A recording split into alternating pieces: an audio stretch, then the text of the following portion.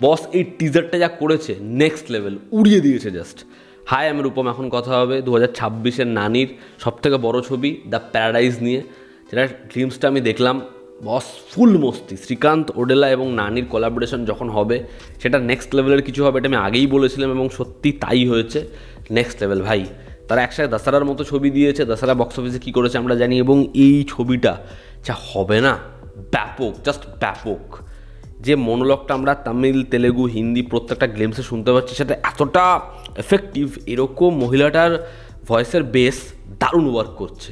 তো সেখানে বলছে ইতিহাসে বারংবার তোতা এবং পায়রার কথা বলা হয়, কিন্তু কাকের কথা বলা হয় না, এবং কাকটার চোখ থেকে রক্ত পড়ছে এবং তারা বঞ্চিত। তারা সমাজের আবর্জনা পরিষ্কার করছে কিন্তু তারা সমাজ থেকে বঞ্চিত। এখানে কথা বলা হচ্ছে প্রস্টিটিউটদের।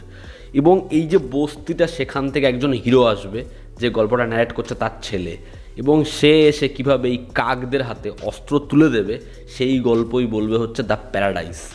অর্থাৎ এই যে স্বর্গটা সে ক্রিয়েট করছে, যেটাকে মানুষ একটা সমাজের বঞ্চিতরা সমাজ থেকে বাইরে, সমাজের সীমানার বাইরে বের করে দিয়েছে, কিন্তু সেটাতে কিন্তু সমাজের প্রায় অধিকাংশ মানুষই সেটার মধ্যে নিমজ্জিত। এবার সেই জায়গাটাকে কীভাবে সে প্যারাডাইস বানাচ্ছে, এবং নানির ক্যারেক্টারের যে ইন্ট্রোডাকশন, যেরকমভাবে উইন্ডো থেকে দেখা যাচ্ছে তাকে বৃষ্টি পড়ছে, ওরকম ব্লুইশ গ্রিনিশ টিন্ট, সামনে আগুন জ্বলছে, ফ্যাব।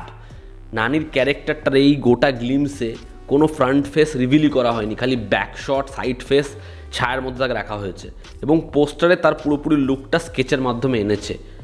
ব্যাপক। নানিকে যা দেখতে লাগছে, যে ফিয়ারটা এই গ্লিমসে আনতে পেরেছে, ওরকম ব্লাড পাত, ওরকম বৃষ্টি পড়ছে, প্রত্যেকটা ফ্রেম যেরকম আগুন জ্বলছে, ওরকম গ্র্যান্ডুয়ার, ডার্ক শেড, ওই যখন টপ অফ ভিউ থেকে বস্তিটা দেখাচ্ছে, যা দেখতে লাগছে সলিড।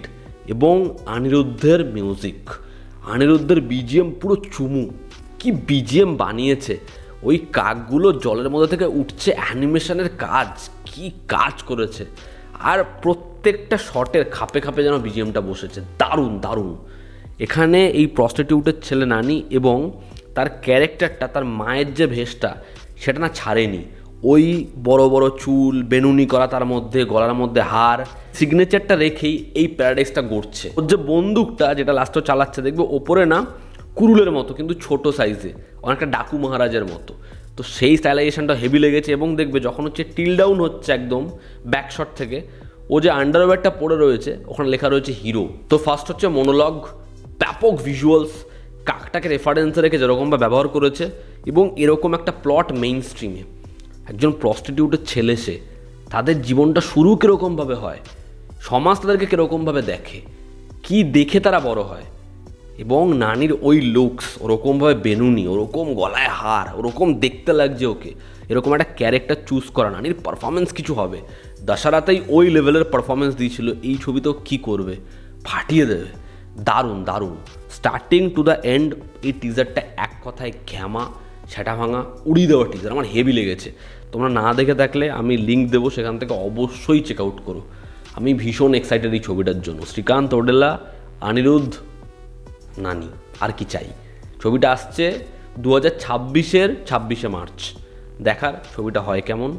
তোমরা যারা এই টিজারটা দেখোনি, আমি লিঙ্ক দেবো, সেখান থেকে অবশ্যই দেখো। তো এই ছিল আজকের ভিডিও। ভালো লেগে থাকলে লাইক করো, শেয়ার করো, সাবস্ক্রাইব করো। আবার দেখা হচ্ছে। জনতা আমাদের পাশে আছে। Love you all, stop, bye, take care.